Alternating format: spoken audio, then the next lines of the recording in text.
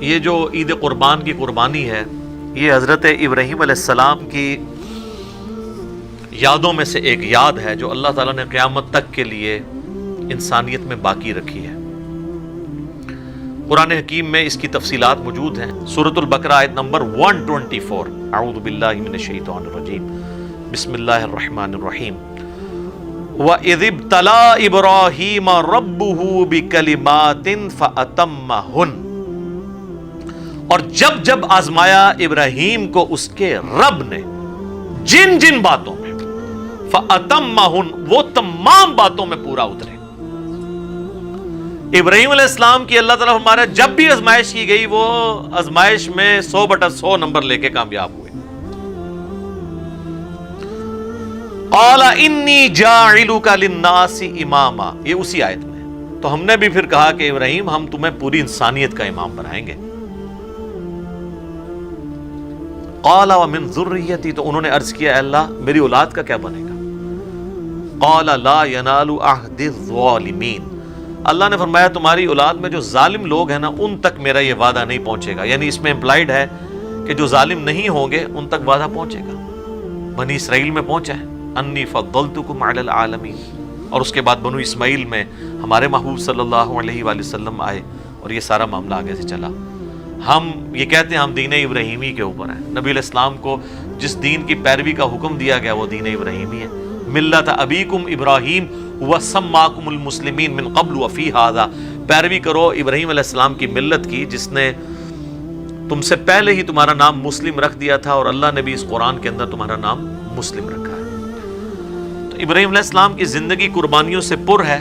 اس میں کئی ایک واقعات ہیں جو ہماری اس شریعت کا حصہ ہیں، مختلف عبادات کی رسومات کے طور پہ۔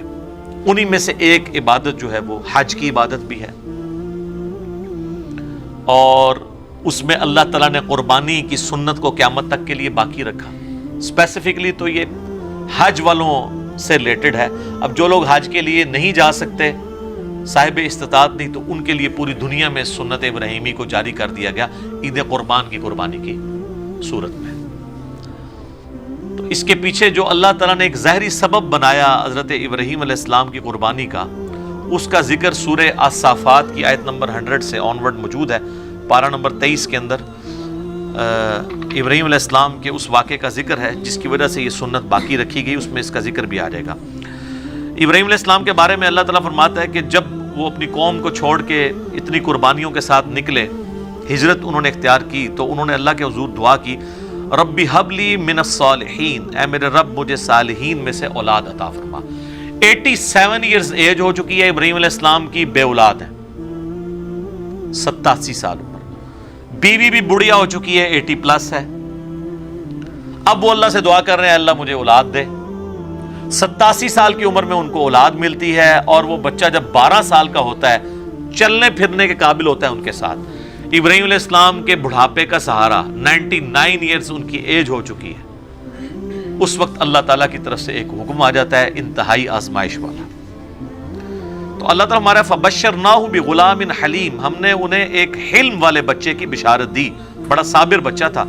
فلما بلغ معہ السعی، جب وہ ان کے ساتھ چلنے پھرنے کے قابل ہوا، یعنی 12 سال کی اس کی عمر ہوئی۔ اب یہ بچہ کون سا ہے اس میں اختلاف ہے، ایٹ لیسٹ مسلمانوں میں اہل سنت اور اہل تشیع تو اس پہ متفق ہیں آلموسٹ آج کی ڈیٹ میں، کہ یہ حضرت اسماعیل علیہ السلام ہے جن کی نسل سے ہمارے محبوب صلی اللہ علیہ وآلہ وسلم پیدا ہوئے۔ لیکن اہل سنت میں ہی ایسے ائمہ ہیں جو یہ مانتے ہیں کہ اس سے مراد حضرت اسحاق ہیں، اور یہودیوں کا بھی یہ موقف ہے۔ بلکہ المستدرک الحاکم میں آپ کو کئی ایک روایتیں بھی ایسی ملیں گی، اگرچہ ان کی سند صحیح نہیں ہے لیکن اہل سنت کی کتابوں میں تو موجود ہے۔ اور اس سے بھی بڑھ کر امام طبری، ابن جریر طبری، جو اہل سنت کے پہلے مفسر ہیں، پہلے 300 سال کے مسلمانوں میں آتے ہیں، انہوں نے جو تفسیر ابن جریر جسے طبری کی تفسیر کہا جاتا ہے، اس میں انہی آیات کے کانٹیکسٹ میں وہ تو وثوق کے ساتھ کہتے ہیں کہ ذبیح اللہ جو ہے حضرت اسحاق ہے۔ اس حوالے سے سب سے جو انٹلیکچوئل بحث ہے وہ آپ کو تفہیم القرآن میں ملے گی۔ مولانا مودودی نے قرآن حکیم کی آیات سے ڈائریکٹلی تو ظاہر ثابت نہیں ہوتا، انڈائریکٹلی قرائن کے ذریعے ثابت کیا ہے کہ موسٹ پروبیبل ذبیح اللہ جو ہیں حضرت اسماعیل علیہ السلام ہے۔ اس کے باوجود ہمارے اسلاف میں بعض لوگ حضرت اسحاق کو ذبیح اللہ مانتے ہیں، جس طرح کہ یہودیوں میں، اس سے کوئی فرق نہیں پڑتا، کیونکہ اس میں اصل میں بتایا جا رہا ہے کہ یہ ابراہیم کی قربانی ہے، چاہے ان کا وہ بیٹا اسحاق تھا، اسماعیل تھا، اس سے کوئی فرق نہیں پڑتا، اصل ابراہیم کے لیے امتحان تھا، اسی پہ ایمفسائز کیا گیا۔ تو اللہ تو ہمارا جب چلنے پھرنے کے قابل ہوا، قال یا بنیا، تو ابراہیم علیہ السلام نے کہا اے میرے بچے، انی ارا فی المنام، میں نے خواب میں دیکھا ہے۔ یاد رکھیے گا نبیوں کا خواب وحی الہی ہوتا ہے، بخاری مسلم دونوں میں حدیث ہے کہ نبوت کا 46واں حصہ ہے خواب، انبیاء کے خواب میں شیطانوں کو دخل نہیں ہے۔ انی اذبحک فانظر ماذا ترى، میں یہ دیکھ رہا ہوں کہ میں تمہیں خواب میں نے دیکھا کہ میں تمہیں ذبح کر رہا ہوں، تو بتاؤ تمہاری کیا رائے ہے۔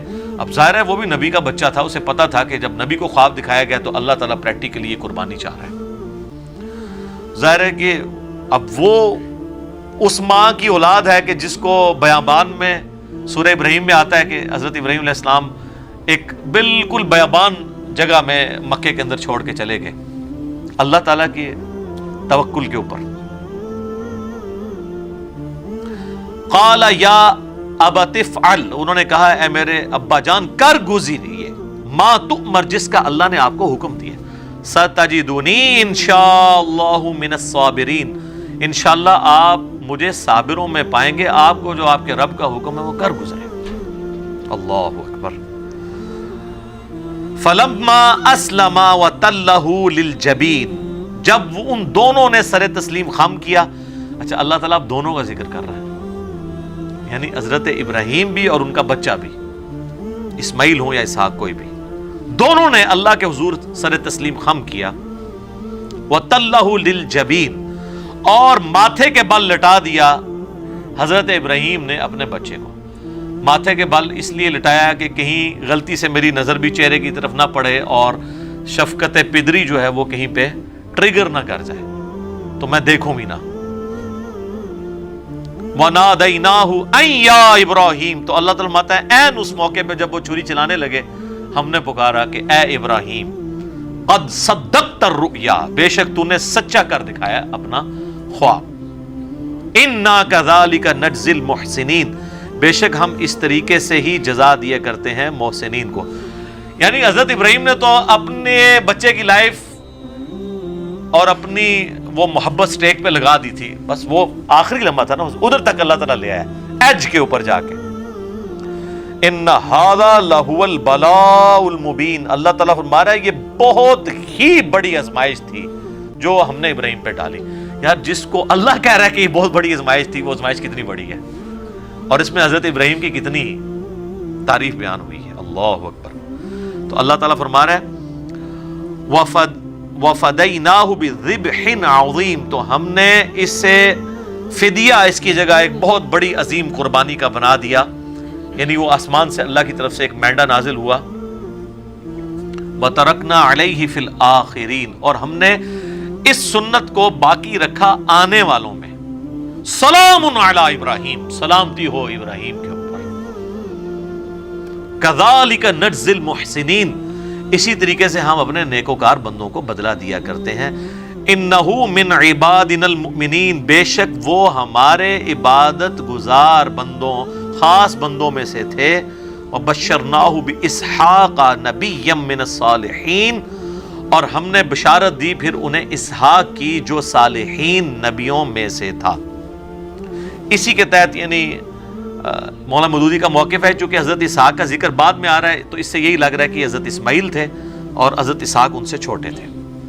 تو قرآن میں یعنی جو تورات میں حضرت اسحاق کو ذبیح اللہ کہا گیا ہے، لیکن چونکہ وہ ٹیمپرڈ فارم میں ہے، مہیمن اس پہ نگہبان تو یہ والی کتاب ہے، تو اس میں جو اشارہ ہے وہ حضرت اسماعیل کی طرف ہی ملتا ہے۔ تو اللہ تعالیٰ فرما رہا ہے کہ یہ جو ہم نے اس قربانی والی سنت کو آنے والوں میں باقی رکھا، حج کی شکل میں بھی باقی رکھا اور عید قربان کی شکل میں بھی باقی رکھا۔ اور سورۃ الحج میں اللہ تعالیٰ نے حج کی قربانی کا ذکر کیا ہے، اور اس قربانی کو شاعر اللہ تعالیٰ نے ڈکلیئر کیا ہے۔ اور یہ والی جو ہم جس قربانی عام جو عید قربان کا ذکر کر رہے ہیں، یہ بھی اس پہ تو پوری صورت ہے، انا اعطیناک الکوثر فصل لربک وانحر، اپنے رب کا نام لے کر قربانی کرو اور نحر کرو۔ تو یہ حضرت ابراہیم علیہ السلام کی یادیں ہیں جی، جو اس امت میں باقی ہیں سنت ابراہیمی کی شکل میں۔ لیکن اس میں اللہ تعالیٰ نے ایک بات کلیئر کٹ فرما دی۔ سورۃ الحج میں قربانی کا ذکر آیا تو اللہ تعالیٰ نے فرمایا کہ اللہ تعالیٰ کو نہ تو تمہاری ان قربانیوں کا خون پہنچتا ہے، نہ ہی ان قربانیوں کا گوشت پہنچتا ہے، بلکہ اللہ تمہارے دلوں کے تقوی کو چیک کرتا ہے۔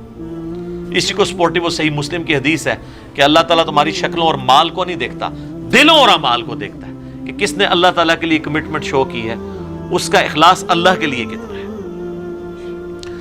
حضرت ابراہیم علیہ السلام کی شخصیت وہ شخصیت ہے کہ ہمارے نبی کو ان کی پیروی کا حکم دیا گیا قرآن میں کئی جگہ پہ۔ سورۃ الانعام کے اندر بڑی وہ وجد امیز آیات ہیں اس کے اینڈ پہ، چونکہ سورتوں کا اینڈ بڑا جاندار ہوتا ہے۔ قل اننی ہدانی ربی الی صراط مستقیم، اے نبی تم فرما دو بے شک مجھے تو میرے رب نے ہدایت کا راستہ دکھا دیا، صراط مستقیم کا۔ دین القیم ملت ابراہیم حنیفہ، یہ دین وہ ہے جس کی طرف اللہ نے میری رہنمائی کی ہے، جو کھڑا ہے ابراہیم کی ملت پہ، جو حنیفہ تھے، سب سے ٹوٹ کے ایک اللہ کے ہو جانے والے، وما کان من المشرکین، اور وہ مشرک نہیں تھے۔ سب سے بڑی ڈگری یہ ہے قیامت والے دن۔ کہنے کو تو یہاں پہ لاکھوں دعوے دار ہیں ہم شرک نہیں کر رہے، لیکن خواہش نفس کو بھی شرک کہا گیا۔ افرائیت من اتخذ الہہ ہوا، نبی بھلا اس شخص کو دیکھا جس نے اپنی خواہش نفس کو اپنا رب مان لیا۔ تو اس درجے میں کہ دنیا کا کوئی گناہ بھی دیکھا جائے تو وہ کسی نہ کسی درجے میں شرک کے شجر خبیثہ کی کوئی شاخ بنتا ہے۔ تو ہر اعتبار سے ابراہیم کو اللہ تعالیٰ نے محفوظ کیا ہے اور یہ ڈگری دی ہے، وما کان من المشرکین۔ قل ان صلاتی و نسکی، اے نبی فرما دو کہ بے شک میری نماز اور میری قربانی، ومحیای و مماتی، اور میرا جینا اور میرا مرنا، للہ رب العالمین، اس اللہ کے لیے ہے جو تمام جہانوں کا پالنے والا ہے۔ وبذالک امرت لا شریک لہ، اور میں اس کے ساتھ کسی کو شریک نہیں ٹھہراتا۔ وبذالک امرت، اور مجھے اسی کا حکم ہوا ہے، وانا اول المسلمین، کہ سب سے پہلے میں اللہ کے حضور سر تسلیم خم کروں، سب سے پہلا مسلم میں ہوں۔ انہی آیات میں جو ہے نا، قل ان صلاتی و نسکی، بے شک میری نماز اور میری قربانی، ومحیای و مماتی، اور میری زندگی اور میری موت، کس کے لیے؟ اللہ کے لیے۔ اب آپ ذرا اس کو ریلیشن شپ دیکھیں، قل ان صلاتی و نسکی، میری نماز میری قربانی، ومحیای و مماتی، میرا جینا اور میرا مرنا، اللہ کے لیے۔ یہ جینے کا تعلق نماز کے ساتھ ہے۔ زندگی میں آپ نے نماز قائم رکھنی ہے تو آپ زندہ ہیں، جو بخاری مسلم میں حدیث ہے، جو اللہ کا ذکر کرتا ہے وہ زندہ ہے، جو نہیں کرتا وہ مردہ ہے۔ وَأَقِمِ الصَّلَاةَ لِذِكْرِي، میری یاد کے لیے نماز کو قائم رکھنا۔ حضرت موسیٰ کو نبی علیہ السلام اللہ تعالیٰ نے فرمایا تھا، جو سورہ طٰہٰ میں آتا ہے۔ تو زندگی کیا ہے؟ نماز، ان صلاتی و نسکی، اور دوسری چیز کیا تھی؟ قربانی۔ تو قربانی کا تعلق کس کے ساتھ ہے؟ موت کے ساتھ۔